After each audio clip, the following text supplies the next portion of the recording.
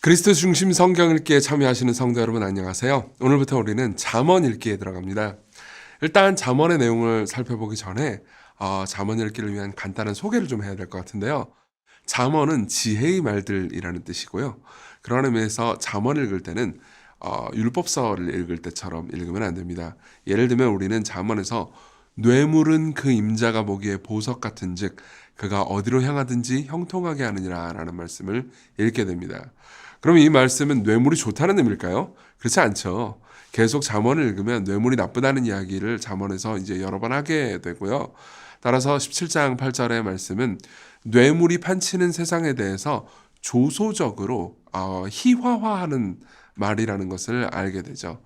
따라서 잠언은 어느 정도 상식과 문맥을 고려하면서 읽어야 할 필요가 있는 지혜서입니다.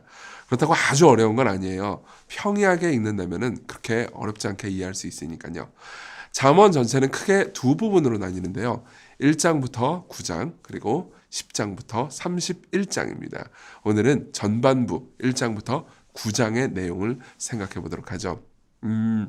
1장부터 9장은요. 잠언 전체의 서론과 같은 역할을 합니다. 전체의 주제가 사실 1장부터 9장 안에 나와 있는데요. 다음의 말씀을 한번 생각해 볼까요? 1장, 그러니까 앞부분입니다. 앞부분에는 여호와를 경외하는 것이 지식의 근본이거늘 미련한 자는 지혜와 훈계를 멸시하느니라 라고 말하고 있어요. 그리고 이제 1장부터 9장의 끝부분 9장 10절에는 여호와를 경외하는 것이 지혜의 근본이요 거룩하신 자를 아는 것이 명철이니라 이렇게 이야기를 하고 있습니다. 그러니까 맨 처음과 맨 끝이 같은 내용을 말하고 있죠. 얘는 히브리 문학에 있어서 일종의 수미상관적 기법을 사용해서 이 1장부터 9장의 내용이 하나의 주제, 즉 여호와를 경외하라라는 주제를 가지고 있다는 것을 말해줍니다. 즉 지혜란 하나님을 경외하는 것이라고 주장하고 있는 거죠. 그러면은 이제 1장부터 9장의 내용이 무엇일까요? 1장부터 9장의 내용은 솔로몬이 자신의 아들에게 여러 가지 상황에서 어떻게 하면 지혜롭게 처신하고 생각하고 말할 수 있는지에 대해서 그런 가르침으로 꽉 채워져 있거든요. 근데 그 내용들이 일반적으로 말해주는 게 있습니다. 계속 일관적으로 뭐라고 말하냐면 솔로몬이 아들에게 지혜라는 여인과 결혼하라 이렇게 이야기를 해요. 지혜를 얻으라, 지혜를 구하라. 그리고 지혜 말고 음녀를 피해라 이 얘기를 계속 말하고 있어요. 성경 구절 좀 읽어볼까요? 2장 16절은 이렇게 말합니다. 지혜가 또 너를 음녀에게서 말로 호리는 이방 계집에게서 구원하리니. 보세요. 여기 보면 음녀와 지혜 이렇게 두 여자를 얘기하는 거죠. 그러니까 이게 여성 비하 내용이 아니에요. 그러니까 의인화하는 거죠. 4장 5절은 이렇게 얘기를 하는 겁니다. 지혜를 얻으며 명철을 얻으라. 내 입의 말을 잊지 말며 어기지 말라. 4장 7절 지혜가 제일이니 지혜를 얻으라. 네가 얻은 모든 것을 가지고 명철을 얻을지니라. 8장 33절 훈계를 들어서 지혜를 얻으라. 그리고 7장 25절 네 마음이 음녀의 길로 치우치지 말며 그 길에 미혹되지 말지어다.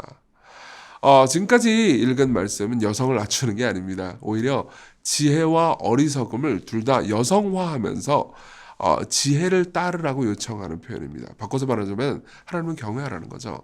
그러니까 이런 거죠. 배우자하고 결혼을 하면 평생 배우자하고 함께 있는 거잖아요. 그렇죠? 그런 것처럼 배우자와 결혼하여 평생을 배우자와 함께 삶을 살아가듯 늘 지혜와 함께하라. 절대 지혜를 떠나서 어리석음이라는 존재와 간음하지 말거라. 이렇게 이야기를 해주는 거죠. 몇 말씀 좀 더 읽어볼까요?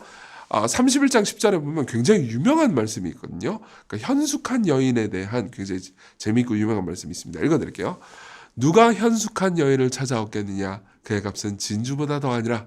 그런 자의 남편의 마음은 그러니까 그 현숙한 여인을 믿나니 산업이 핍절하지 아니하겠으며 그런 자는 살아있는 동안에 그의 남편에게 선을 행하고 악을 행하지 아니하느니라. 그는 양털과 삼을 구하여 부지런히 손으로 일하며 상인의 배와 같아서 먼 데서 양식을 가져오며 하면서 이제 쭉 더 이야기를 해요. 얼핏 보면 그냥 좋은 여자 만나서 결혼 잘해라 이런 말처럼 보이지만요. 사실 이것도 그러니까 같은 의미입니다. 여기서 현숙한 여인이라고 말하는 이 여인은 그러니까 일반적으로 이제 이런 여자 만나라 배우 작가면 이런 좋은 배우 작가입니다라고 말하기보다는 지혜를 가리키는 또 의인법이라는 거죠. 그러니까 지혜와 함께하는 사람은 늘 지혜가 남편에게 선을 행하고 당신에게 선을 행하고 악을 행하지 않는 지혜의 특성상 늘 행복하고 즐거운 삶을 살아갈 수 있다고 말해주는 겁니다. 실제로 이 잠언 31장에 나오는 현숙한 여인의 특성을 쭉 보잖아요. 그러면 지혜가 이 현숙한 여인이 엄청 막 일을 많이 해요. 막 굉장히 강인하고 굉장히 축복된 삶을 살아갑니다. 그러니까 단순히 일반적인 당시에 유행했던 여성상하고도 굉장히 많이 달랐어요. 그러니까 여기서 이제 잠언이 이렇게 얘기하는 거죠. 지혜와 결혼하라. 지혜가 현숙한 여인이다. 그리고 당신이 지혜와 함께한다. 결혼한다. 이거는 결국 당신이 여호와를 경외한다. 그런 삶을 살아간다. 이런 의미다. 라고 얘기해 주는 거죠. 근데 이 지혜의 정체를 조금 더 깊이 파고들잖아요. 그러면 참 놀라운 결과를 얻게 됩니다. 이제 이 잠언 8장에 보면 이제 의인화된 지혜가 자기가 이제 사람처럼 지혜가 막 여기저기 소리를 지르면서 말을 하고 노래를 부르는 장면이 나와요. 잠언 8장 22절부터 좀 읽어드릴게요. 이거는 지혜가 부르는 노래입니다. 여호와께서 그 조화의 시작 곧 태초에 일하시기 전에 나를 가지셨으며 여호와께서 지혜를 가지셨대요. 만세 전부터 태초부터 땅이 생기기 전부터 내가 세움을 받았나니 아직 바다가 생기지 아니하였고 큰 샘이 생기기 전에 내가 이미 났으며 산이 세워지기 전에 언덕이 생기기 전에 내가 이미 났으니. 저 보세요. 이 내용을 보면 되게 재미있습니다. 지혜가 뭐라고 말하냐면 내가 창조 이전부터 있었던 존재다 이렇게 얘기하는 거예요. 그러니까는 지혜는 하나님께서 만든 피조된 존재가 아니고 창조 이전부터 하나님과 함께 있는 존재라는 거죠. 게다가 8장 30절에 보면 이런 말씀이 있습니다. 내가 지혜가요 그 곁에 있어서 성부 하나님의 곁에 있어서 창조자가 되어서 날마다 그의 기뻐하신 바가 되었으며 항상 그 앞에서 즐거워했으며. 저 보세요. 지혜가 창조주래요. 뭔가 이상하지 않습니까? 근데 신약 성경에 보면 골로새서에 이런 말씀이 있어요. 만물이 그에게서 창조되되. 이 문맥상 골로새서 1장 16절에 그는 예수님을 가리킵니다.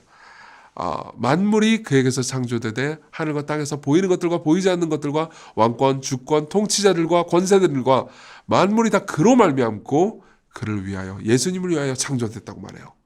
그러면은 이 잠언 8장에서 말하는 지혜는 궁극적으로 누구를 가리키는 건가요? 예수 그리스도를 가리킵니다. 그분이 우리의 그리고 성부 하나님의 궁극적인 지혜이시죠. 우리가 그분을 알아갈 때 비로소 하나님을 경외할 수 있다. 이렇게 이야기를 하는 겁니다. 자, 여기서 좀 간단하게 이 말씀을 좀 드릴게요. 계속 우리가 이제 하나님을 경외하는 게 지혜다. 그리고 여러분들이 지혜를 얻으면 하나님을 경외하게 된다. 이런 이야기를 했잖아요. 근데 경외가 뭘까요? 우린 경외라는 단어를 자주 쓰지만 그 뜻을 잘 모르는 경우가 많습니다. 경외라고 번역된 단어는 이제 영어 성경을 보면 아시겠지만은 fear, 즉 두려움이에요. 그럼 이제 하나님을 그냥 무서워하고 두려워하면 된다는 의미일까요? 그렇지 않습니다. 그러니까 두려움에도 종류가 여러 개가 있어요. 막 깡패같이 힘이 센 사람이 막 나를 때릴까봐 두려워하는 두려움도 있죠. 근데 여러분 이런 상황을 한번 가정해 보세요. 여러분들에게 보물, 국보인 고려청자를 그냥 줬다고 합시다. 여러분들이 만지게 됐어요.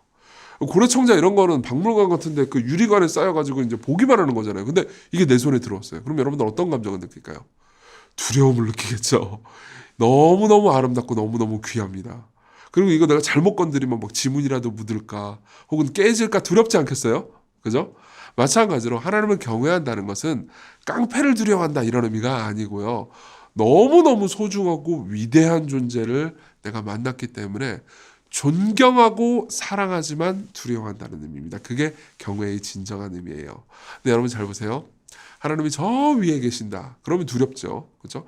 근데 마치 이 알 수 없는 깡패를 두려워하는 것처럼 두려워할 수 있습니다. 근데 저 위에 계신 그 하나님이 이 땅에 내려오셔서 자신의 삶을 다 바치시고 우리를 죽도록 사랑하셨다. 죽기까지 사랑하셨다. 그러니까 가장 위대한 분이 가장 아름다운 일을 하셨다. 그럼 어떤 생각이 들까요? 단순히 무서워하는 정도가 아니고 존경하면서 사랑하면서 두려워하게 될 겁니다. 무슨 말입니까? 여러분들은 하나님을 그냥 아는 것이 아니고 예수님을 통해서 하나님을 알아갈 때 하나님을 더 많이 경외할 수 있게 됩니다. 그럼 여러분들 어떻게 될까요? 여러분들은 지혜로워지게 되겠죠. 이러한 지혜를 가지십시오. 그리고 하나님을 계속 경외합시다.